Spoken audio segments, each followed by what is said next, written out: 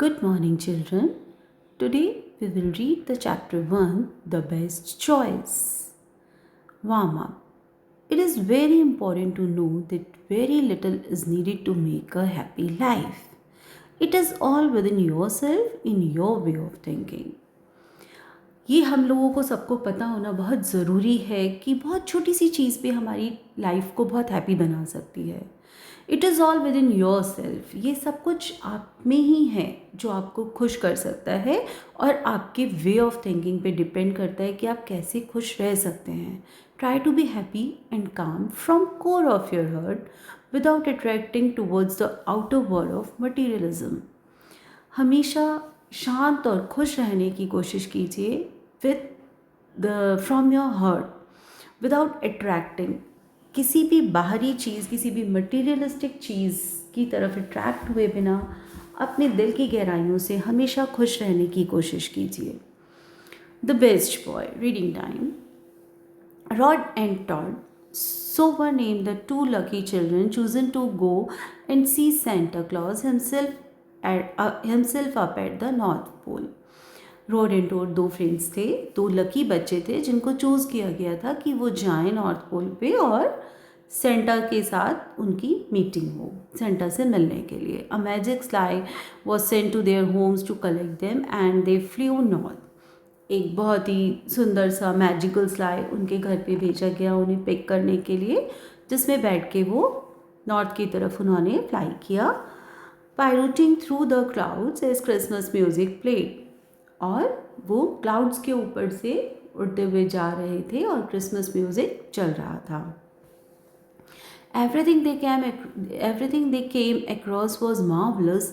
Never in their wildest dreams could they have imagined it all. इतना अच्छा उनको सब कुछ लग रहा था, मार्वलस था सब, जो उन्होंने कभी सपने में भी नहीं सोचा था कि ऐसा उनको मिलेगा. And they excitedly waited to see that lovable red figure who had spent so many years bringing them gifts every Christmas. और वो बहुत एक्साइटेड थे उस रेड फिगर से मिलने के लिए जो उन्होंने कई सालों से हर क्रिसमस पे इमेजिन की थी कि जो उन्हें गिफ्ट्स देती है. When the moment finally arrived, they entered a great hall and were left alone. और फाइनली वो मोमेंट आया, उनको एक हॉल में उन्होंने एंटर किया और वहाँ पे वो दोनों अकेले थे. The hall was dark and empty. वो हॉल एकदम डार्क था, अंधेरा था वहाँ और वो खाली था. All there was a large desk right at the back and a big chair behind it. वहाँ सिर्फ एक बहुत बड़ी सी डेस्क थी और उसके पीछे एक बड़ी सी चेयर रखी थी. some else came in and said, तभी वहाँ कोई आया और उसने कहा Santa Claus is very busy, you will only be able to see him for a short while, so make the most of it. तो उसने कहा कि सेंटा क्लॉज आज बहुत बिजी हैं और तुम लोग बस उनसे कुछ पल के लिए मिल सकते हो, तो आप लोग उसी में ज़्यादा से ज़्यादा उनसे मिलने की कोशिश करना. Rod and Todd waited a long time in silence. एकदम शांत माहौल में वो दोनों वेट करते रहे बहुत देर तक, थिंकिंग ऑफ वॉट टू से. यही सोचते रहे कि वो क्या कहेंगे. But they forget everything when the hall begin filling with lights and colours. पर वो सब भूल गए जैसे ही हॉल में लाइट आनी शुरू हुई और हॉल कलरफुल हो गया. Santa Claus appeared on the big chair, and as soon as he did so, the large desk became covered with all the toys the two boys had ever wanted. दिखाई दिया कि Santa Claus उस बड़ी सी big chair पे बैठे हैं और जैसे ही उन्होंने ये देखा तो वो जो लार्ज डेस्क थी, बड़ी सी डेस्क वहाँ रखी हुई थी, वो उन सारे टॉयज़ से भर गई जो वो दोनों बच्चे हमेशा से चाहते थे. हाउ एक्साइटिंग, मतलब इतने एक्साइटेड थे वो लोग. While Todd ran to hug Santa Claus, Rod went over to the bicycle he had always dreamed of having. तभी वहाँ क्या हुआ कि जहाँ टॉड भाग के सेंटा क्लॉज को उसने हक किया और उनकी गोदी में बैठ गया, Rod went to over to the bicycle he had always dreamed of having. Rod जाके उस बाइसिकल पे बैठ गया जो कि उसने हमेशा से, जिसका सपना देखा था, हमेशा से उसने चाहा था कि वो ऐसी साइकिल उसको मिल जाए. Santa was only there for a few seconds, just enough for Todd to say thank you. Santa वहाँ पे बहुत ही कम सेकेंड्स के लिए आए थे और टॉड उतने में बस उनको थैंक यू बोल पाया, and for him to feel like the happiest boy in the world. और वो मतलब अपने आप को दुनिया का सबसे ज़्यादा खुश बच्चा, हैप्पी बच्चा फील कर रहा था। And Santa disappeared before rod had even looked at him.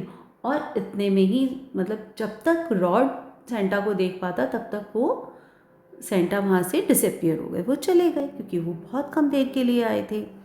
Rod जो है अपनी बाइसिकल में ही बिजी रह गया था। Rod felt like he had wasted his great good fortune, and he had done so by the first looking at the toys. अब rod को बड़ा बुरा लगा। उसने कहा कि वो सोचने लगा कि सबसे बड़ा उसने फॉर्च्यून, सबसे ज़्यादा लकी टाइम उसने, जो उसको बहुत ही ज़्यादा नसीब से मिला था, वो उसने मिस कर दिया, क्योंकि वो उस बाइसिकल के चक्कर में पड़ गया और वो उसको देखने में उसने अपना टाइम वेस्ट कर दिया। And he had done so by first looking, he cried and complained, demanding that Santa came back. वो ज़ोर से रोने लगा, चिल्लाने लगा कि और बोलने लगा कि सेंटा प्लीज़ दोबारा आ जाओ। But within a few hours the two boys had been return to their homes. लेकिन बात मतलब कुछ ही देर में उन दोनों बच्चों को उनके घर छोड़ दिया गया। अब सेंटा तो दोबारा नहीं आए, उनको पहले ही वॉर्न किया गया था कि सेंटा बहुत कम देर के लिए आएंगे। ठीक है। From that day on, every time Rod saw a toy, he felt the exciting of receiving a present, but he would instantly look around to see what else of importance he was missing. उसी दिन से हर बार rod जब भी अपने उन excited gifts को देखता और तो उसके मन में ये आता कि उसने एक बहुत इम्पॉर्टेंट चीज़ मिस कर दी है। And in this way he came to see the sad eyes of the lonely. और इस तरह से वो and in this way he came to see the sad eyes of the lonely, the poverty of the children whose greatest gift would be a piece of bread, और the suffering of others who had gone for years without a hug और hearing I love you. अब जो उसकी आंखें थी वो उन लोगों को देखने लगी जो अकेले थे, गरीब थे, जिनके पास खाने के लिए रोटी भी नहीं थी, और जो बीमारियों से, और the suffering of others who had gone for years without a hug और हियरिंग आई लव यू। और उन लोगों का दर्द वो महसूस करने लगा जिन लोगों के का कोई था ही नहीं, जो अनाथ थे, जो कभी एक हग के लिए तरसते थे या कभी इन 3 वर्ड्स को सुनने के लिए तरसते थे कि आई लव यू, कि कोई ऐसा हो जो उन्हें ये कहे कि हम तुम्हें प्यार करते हैं। अब उसका ध्यान उन लोगों की तरफ जाने लगा। And unlike that night at the North Pole when he had not known how to choose, Rod learned to go in the right direction. और अब वो उस नॉर्थ पोल की तरफ नहीं देखता था, इसके बजाय उसने अब एक नई डायरेक्शन की तरफ वो चल दिया और उसने सही चीज़ों को देखना शुरू किया। Helping those who had nothing, उसने उन लोगों की हेल्प करना शुरू किया जिनके पास कुछ नहीं था। Giving love to those who almost never received it, उन लोगों को प्यार दिया उसने जिन्हें कभी प्यार नहीं मिला था। And putting smiles on the faces of the unhappy, और दुखी लोगों के फेस पे स्माइल लाना, उनको खुश करना, उनको हंसाना, ये उसने काम शुरू कर दिया था। All by himself, he managed to change the atmosphere of his town. अपनी इन कोशिशों से उसने अपने शहर के, अपने आसपास के एरिया के एटमॉस्फेयर को चेंज करने की कोशिश की। And no one could know him without being grateful to him, और कोई भी ऐसा बंदा नहीं था जो कि उसके लिए ग्रेटफुल ना हो या उसके लिए थैंकफुल ना हो। And one Christmas while he was sleeping, और एक दिन ऐसा हुआ एक क्रिसमस पे जब वो सो रहा था, he felt someone tugging his leg, कि किसी ने उसके लेग्स को बांधा है। Rod opened his eyes and saw the long white beard and the soft red suit. He sank into the big warm embrace. तो उसने देखा कि एक वाइट बियर्ड में, सॉफ्ट रेड सूट में एक बंदा आया है और वो उसके साथ है। And so they were together for a while until rod spoke.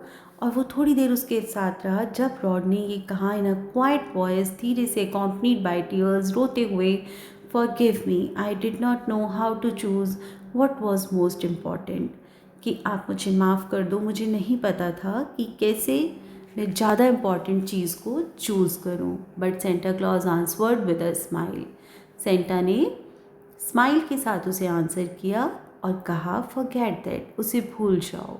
Tonight it was I who had to choose and I choose to spend some time with the best boy in the world. कि आज की रात, tonight it was I who had to choose, कि आज मैं हूँ, आज की रात मैंने चूज़ किया है और एक ऐसे बच्चे को चूज़ किया है जो वर्ल्ड का बेस्ट बॉय है। मैंने उसके साथ थोड़ा सा टाइम स्पेंड करना चूज़ किया है। Just before I leave you, the great gift you have earn for your self, thank you. मेरे जाने से पहले तुम अपने लिए एक बेस्ट गिफ्ट ले लेना, thank you. And the next morning there were no presents under the Christmas tree. That Christmas, the gift had been so big that it could not fit down the chimney. The only place it could fit was in Rod's heart.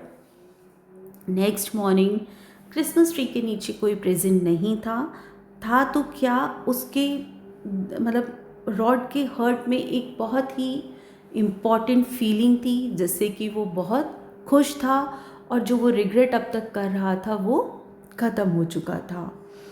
तो it's not about the materialistic things you have, it's about the good person you are. ये important नहीं है कि आपके पास कितनी materialistic चीज़ें हैं, important ये है कि आप कितने अच्छे इंसान हो। No one will remember you for things you had but for how you made them feel. कोई भी आपको उन चीज़ों के लिए याद नहीं रखता है जो आपके पास हैं। आपकी उन चीज़ों के लिए आपको कोई याद नहीं रखेगा। हर बंदा उस चीज़ को याद रखेगा कि आपने उसको कैसा फील कराया, उसे हैप्पी फील कराया, उसे सैड फील कराया, उसे ग्रेटफुल फील कराया, उसे स्पेशल फील कराया। आपने जो फीलिंग्स उसको दी हैं उसके लिए वो आपको याद रखेगा। Thank you.